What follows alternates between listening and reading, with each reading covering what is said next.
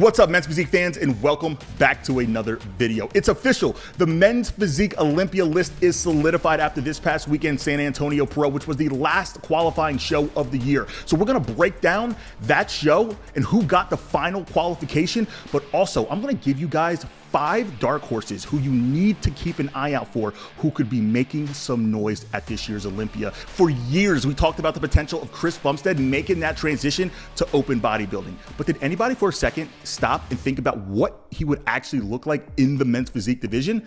Well, we don't have to wonder anymore, because we got that question answered in a recent post that he just made that has the bodybuilding community in uproar.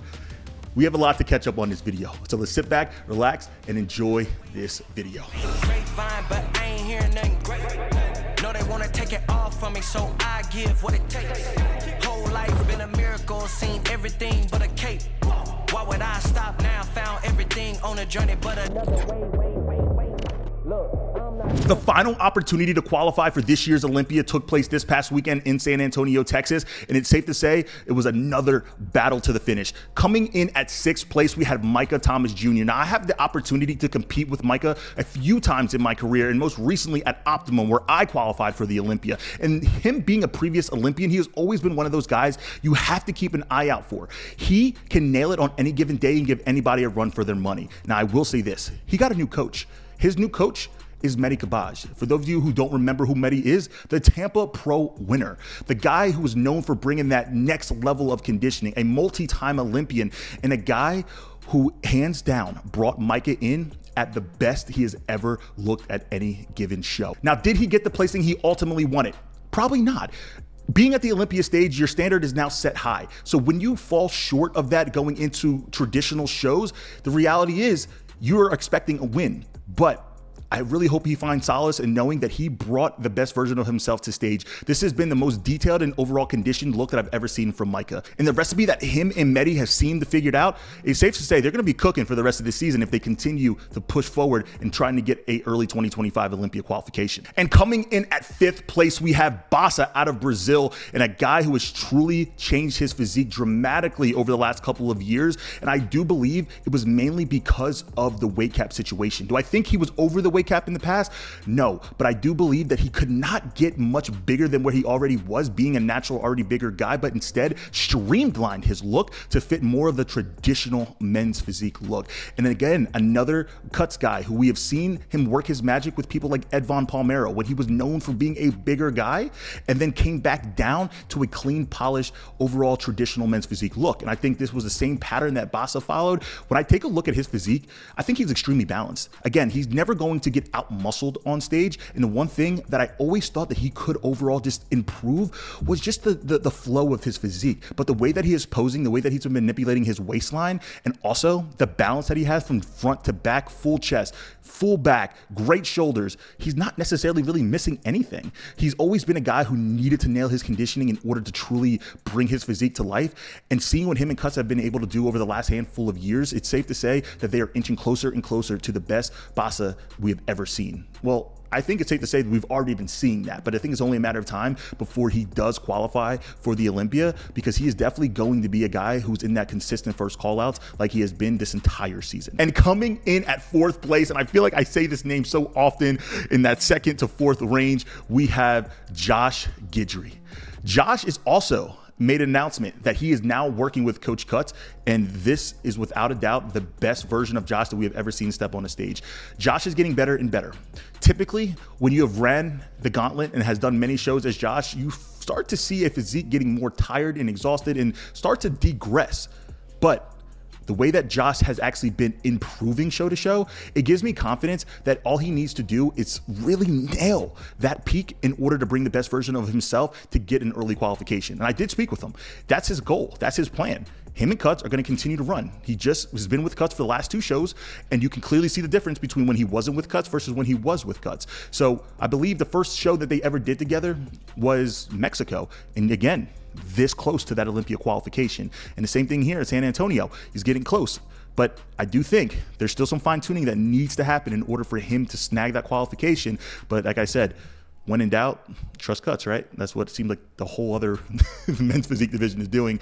But again, Josh, he's definitely a guy that will be in that conversation. We've seen him there throughout his last 3 competitive seasons, and he's just one of those guys where I'm rooting for. I really hope to see him punch his ticket. Coming in at 3rd place, we have Mitch Star. And Mitch, to me, was the shock of the show. Mitch brings next level. I don't think I'm giving it justice. Next level conditioning at every single show that he does.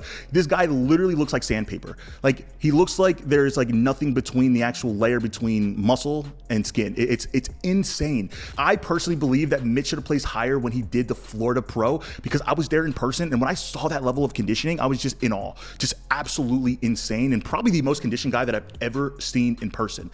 But Mitch does need to continue to improve his posing, which it is not bad. I actually reached out to him, gave him some pointers and said, hey bro, I noticed that you're actually leaning back a little bit more in your posing when you're not the biggest guy. So when you kind of have that backward presence when you're posing on stage, it kind of takes away from just the overall stature that you already do have. You're a tall guy, right? Have that little bit more of a forward lean, and I think that's going to help bring his physique to life. But outside of that, Mitch really has it all. He needs to continue to add size, add some general thickness to his lower back, because if you look at his back, I think he had one of the best backs on the stage. Like, there was no question about it. Not only the detail through the back, but the actual muscle maturity, especially in the upper back, was nuts. And you can see his midsection, his abs, his obliques, the way everything ties in. It's just such a pretty look.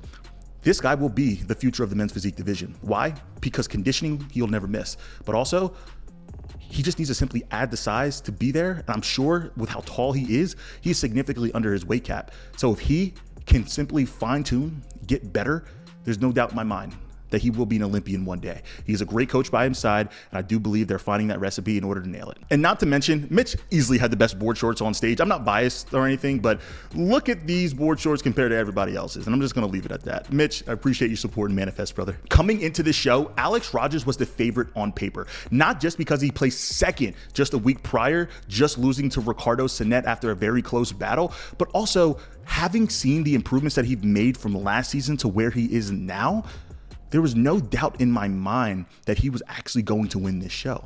But I was wrong, because Barack showed up. Now, when you take a look at these two different physiques, it's safe to say they're very apples and oranges, but that's still oranges and apples at the same time, right? They're similar but different.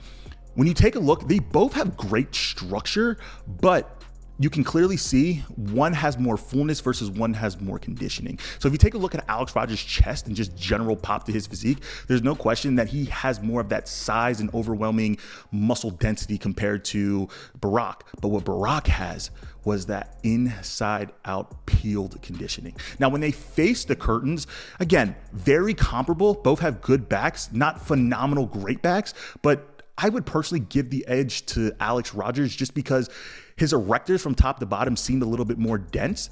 And then it's definitely safe to say that Barack's back wasn't as detailed and conditioned as his front. And a lot of times when that happens, we've seen it early in the year with Guillermo when I believe he won the Mexico Pro.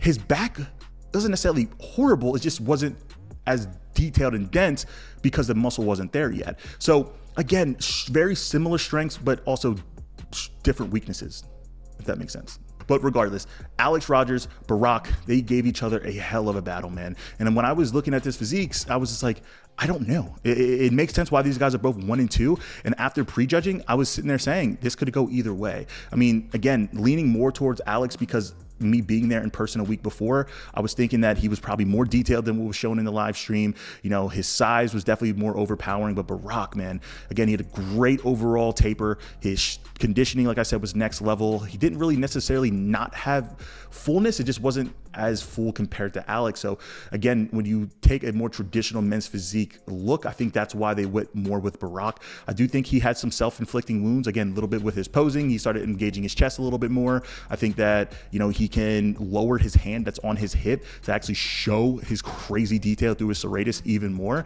But like I said, very close battle. Alex Rogers will be competing at the Sasquatch Pro, where I actually competed last year, lost to Edvon Palmero, and I do believe that he will punch his ticket then. But also Mitch Star will be competing there, right? And then also a lot of other guys who have recently just jumped in. We have Joe Manji, who just jumped into that show. So it's not going to be an easy one. But I also think that if Alex can bring the best version of himself, a slightly improved version of himself in these past 2 shows, he's going to win. In last week's episode, we discussed the amount of Olympians who'll be stepping on that stage and whether or not that was actually taking away from the prestige of the actual Olympia. But we also went back and forth where it was kind of hard to try to figure out a solution on how to actually improve some of these numbers that we've seen over the last couple of years. I actually got a post on one of my YouTube videos, somebody breaking down a potential solution, and I want to give them some credit because I actually think this is a good idea, and I'm curious to know what you guys think. All right, so they gave us a shout out, appreciate for Men's Physique Radio. Nonetheless, a proposed solution from Peter Burnett: eliminate lifetime qualifications. Top 3 at previous Olympia automatically qualifies for next year's Olympia. Only 22 shows designated as Olympia qualifiers. And then he wrote a list down. He wrote Arnold Classic, Arnold UK, Asian Grand Prix, Wasatch, Pittsburgh, New York Pro, Miami Muscle Beach, India Pro / Sharu Classic, China DMS Pro, Mr. Big Evolution Pro, Republic of Texas, Chicago Pro, Columbia Pro, Muscle Contest Brazil, Dubai Pro, Tampa Pro, Phoenix Pro, Pacific USA's, UK Pro, Legion Sports Festival, Masters Olympia, and Ben Wieters Pro. So again, pretty solid list, probably the top shows, definitely the top shows in the qualification year. And then he continued to go on to say 25 total men's physique guys at the Olympia, top 3 plus 22 winners of the Olympia qualifying shows. Could be less than 25 if any of the top 3 win in any of the 22 qualifiers. And then the conversations continued and more solutions got proposed. Another great one that I saw was them actually utilizing the tier system, because right now there are tier 1 shows and those shows really aren't any different than the actual tier 3 shows. So instead, what they could do is give you more points for either winning those shows or make those instant qualifiers like the guy just said in the previous solution. And then on those smaller tier shows, maybe you get 1 point and you need maybe X amount of points to actually qualify for those Olympias. So I like the idea of where they're thinking and where they're heading. I just think that it needs to be kind of like solidified and cleaned up, right? And I do like the idea of less shows. I think that's really the biggest thing that they could do right now. It's just maybe make it less shows and a smaller qualification window. But again, does it take money from the IFBB, or does it take less opportunity? Does it deter people from wanting to compete? Because now it's so small. I don't know. But what do you guys think? Continue the conversations below. And I'm telling you guys right now, they're listening. Like, they are watching these platforms. They are taking some notes down, and they're seeing kind of what the community is kind of leaning more towards. Same thing with like what they did with the men's physique weight cap. Right? They kept hearing these guys are getting big. These guys are getting big. These guys are getting big. Solution, right? There's too many people at the Olympia. There's too many people at the Olympia. Solution. You never know. With a lot of the men's physique legends not stepping on stage this season at the 2024 Olympia, it leaves a lot of opportunity for a lot of young and hungry guys to make a name for themselves. So in this segment, I want to give you guys my 5 dark horses who will be making noise at this year's Olympia. You guys have heard me say his name often on this channel, and that is Miroff. After placing second at the Dubai Pro behind Aaron Banks, he has clearly shown that his ability to separate himself from everybody else, even top guys, was there up front and center in front of Tyler Mannion. His fullness, again, I'm gonna say this again, he is not the biggest guy on stage, but he maximizes his fullness. The muscle that he does have, his conditioning is always going to be one of those best in any given show, including the Olympia. He does need to continue to fine tune his posing. He does need to add density through his back, but those variables that he can control will be controlled. And again, after last year's Olympia, one thing that we can all sit here and say is not everybody was on, or not a lot of people were on at that last year's Olympia. And this is where it comes down to consistency. And Miroff has shown that heightened level of consistency. A lot of people forget about the damage that he did early in the season because, again, it was so long ago, like at the very beginning of the qualification window. But now he's back. He showed what he can do at Dubai, and he's only getting better and better and improving going into the Olympia. So he is certainly a dark horse going into this year's Olympia. And next up, we have our Texas Pro, Chicago Pro winner, and our 3rd place finisher at the Dubai Pro in Abisai Pierz. Again, another guy who I do believe, because of his size, not in terms of muscle, but his overall stature, the presence that he has on stage, he is going to put himself in that conversation. The Olympia is where they set the standard. And the standard is typically set utilizing the eye and what the actual look of men's physique is. And there's nobody else I can think of who has that look, that beautiful silhouette as Abasai does. That's why I believe Abasai is going to be in that conversation. Now, if he can control his variables very similar to how Miroff does, there's no question in my mind. Not only is he going to break the top 10, but he is going to be in that conversation for a first call out, battling it out and standing next to the best in the world. And I don't know if this is even justified to say at this point, but I feel like I have to say it because of where he placed last year, but he also kind of erased that thought with this year's placings. But let's be real, Ali Bilal. I mean, Ali Bilal, if anybody, is probably the guy who we could see going from literally 16th place last year in like the last call outs all the way up to a top 3, if not potentially winning this year's Olympia. I want you guys to wrap that in your head. So if you're out there right now and you're demotivated based off of a placing that you just received or you received last season, Ali Bilal is a prime example on why you keep your foot on the fucking pedal and give it all you have in your improvement season, because he's clearly made those improvements. He got better, he fine-tuned, and there's no question with the time that he had ever since he won not only New York, but Pittsburgh, he has more than enough time to get better and better. Because if you guys remember, who did the same thing? Ryan Terry. Ryan Terry stepped off the Pittsburgh Pro stage and he still said, hey, you need it back. What did he do at the Olympia? He brought it back. And there's no question with the updates that he's recently been posting, this man is on. And not only that, this man is confident. So I cannot see a world where he's out of the top 8. And I can kind of honestly say, if you were to ask me for my predictions today, he's definitely in my top 5. And the next guy who I can see making that jump from a third call out, a top 20 from last year's Olympia, to being closer to a top 10, top 12 guy is Drew Cullen. Now, I don't know if that is considered a dark horse, but I do believe that not only will he have some of the best conditioning in the show, he has phenomenal structure. Again, he can nail his fullness because he is somebody who's this close to the weight cap, right? And that can throw somebody off. We've seen it happen earlier this season, but he has that look, right? He has that pop, and he's trying things to make sure that he does bring that physique to life. But I do believe if he's improved his back enough, he will be in that conversation.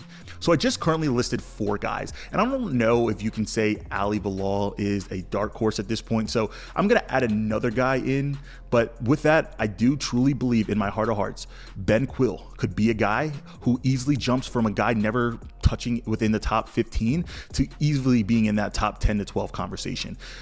When it comes to the Olympia, it's about balance. You have to have a good front, you have to have a good back, and not to mention, you have to be a good presenter, a good poser. And there's no question in my mind that Ben will easily be the best poser on that stage. I've said it for years. He is the best poser in men's physique. And again, he has a lot of time since he competed at the Shrew Classic almost a year ago at this point when he qualified for the Olympia. So he's had since then all the way going up into the Olympia for him to actually get better and bring up some of his weak points. So if he has done that, there's no doubt in my mind that he could easily be in that conversation for that top 10 placing. So with that, I do think Ben is certainly a dark horse. He brings that conditioning. He's balanced from front to back, a good back, right? Good overall polished, clean men's physique look, great poser. There's no doubt that if he nails it, he's the best version of himself on that day. Easily can be in that conversation. And the last dark horse who you need to have on your radar is me. I'm coming. Man, we're 3.5 weeks out. I ain't trying to put on my political hat here. I know what I'm bringing. I'm confident in what I'm bringing. And I'm telling you guys right now, I ain't not much more to say after this. This Olympia is too much opportunity for me not to bring my best. So I'm very excited to step on stage with a lot of these guys, man. This is going to be such a fun year. And I say it time and time again, man, but it's that opportunity. And this is a huge one. And everybody who I just mentioned, plus even everybody else, guys, you got to realize this is a year where everything's up in the air. Like anybody easily could be in that conversation. I'm sitting here saying me, but I lost to another guy, Amit, who's on this list, first time qualifying for the Olympia, just turned pro. He's a guy who could easily be in a conversation. All right, there's a lot of guys on this list who I even named as dark horses who have recently lost to other guys who I didn't put on this list. So you guys got to understand, this is just me as a fan taking time to dissect and look at if everybody's on their game, especially at the standard, the Olympia. Again, I think that this can be a conversation, but I'm confident that with my structure, I'm confident that with my presentation, I'm confident with my balance, I can be in that conversation as well. The social media world was taken by storm after Chris Bumpstead made this Instagram post. And guys, this was a massive win for the men's physique division because, again, let's be real. There's probably the redheaded stepchild of any division is our division, but seeing Chris Bumpstead, I'm not going to say give homage to, because there was some laughter in the video, but it is cool to see Chris Bumpstead, getting out of his comfort zone, creating content that's still enlightening and enhancing the men's physique division. So shout out to Chris. But taking a look at this video, there's really not much more to say, man. If you take a look at this is a clear reason why he is a classic physique champion and not a men's physique champion. Because honestly, his posing is actually better than a lot of guys in the men's physique division. So that's the first thing I'm going to say. But the pure size on this guy, man, it's just insane. You know what's funny too? I looked at his waistline. Like the first thing I saw was like, he doesn't have that small of a waist. But then this is why like proportion is everything, right? Because as soon as you see like that X-frame, like his lower body also in conjunction with his waist and then also with his upper body width, this guy's a tiny waist. So it's kind of crazy to see and make me realize how big his legs actually are to manipulate what his waist actually is on the Olympia stage when he's in classic shorts. But could you guys imagine Chris Bumpstead stepping on stage in men's physique? Because I will say this, if he did, I know what board short company he would wear because it's the best board short company out there. Like, take a look at this photo. You cannot tell me that Chris Bumpstead would not rock the hell out of Manifest competition wear. Like, first, let's be real. So me standing next to Chris, I think I can give him a run for his money. You know what's kind of crazy to also sit here and think? I'm 6'2", Chris is about 6'2". He weighs about 260 pounds in his off season. I weigh about 260 pounds in my off season.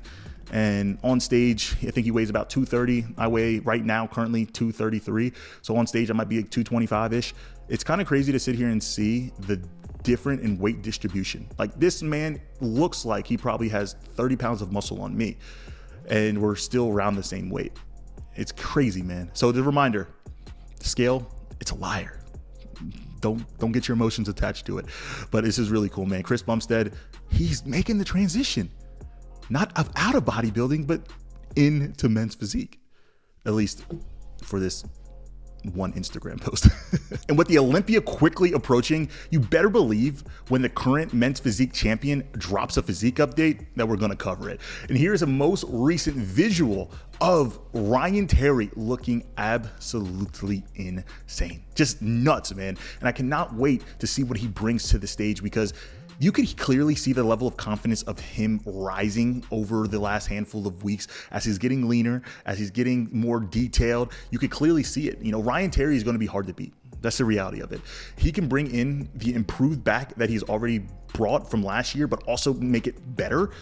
There's nobody I can truly see giving him a run for money outside of Aaron Banks and maybe Ali Bilal, Corey Morris, like those select guys, because I do believe that Ryan Terry, he's been consistent over years, but I also think like there's a difference between a 90% Ryan Terry and like a 95, 100% Ryan Terry. Like, it's massive difference. Like, the 90% Ryan Terry was potentially where he stepped on stage at New York.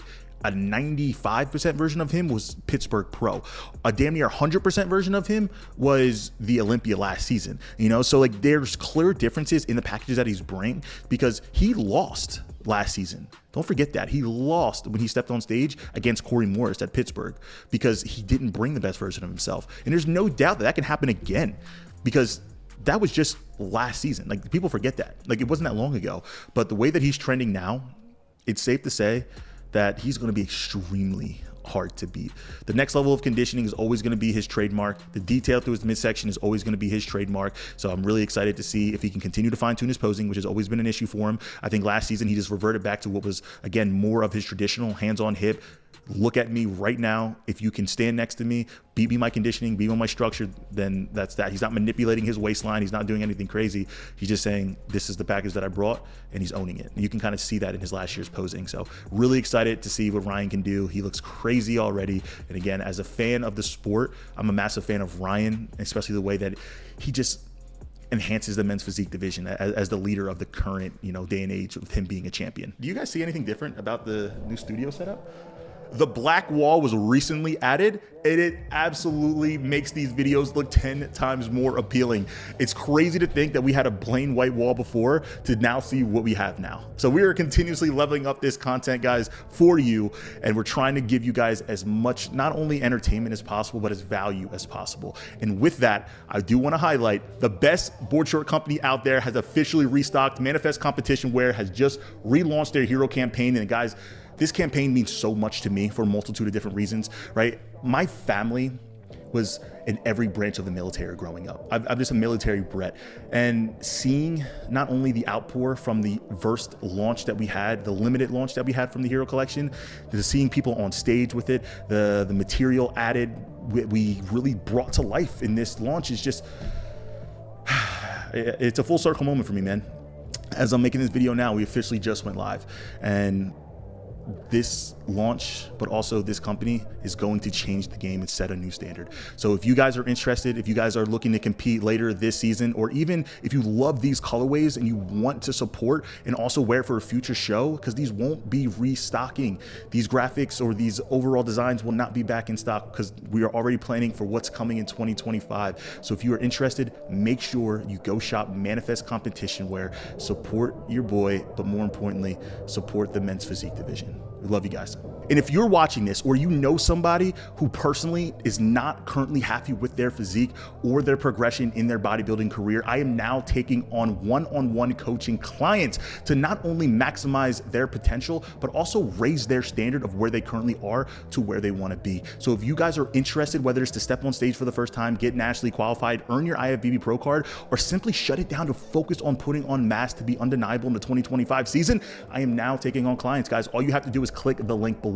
I can promise you this, it will not be easy, but it will be worth it. When it comes to coaching, when it comes to investing in your future, into mentorship, I take that very seriously. And I cannot wait to work with a lot of you guys. So as always, I appreciate you. I love you guys. Now that we are all caught up in the men's physique division, I will see you guys in the next video. Peace.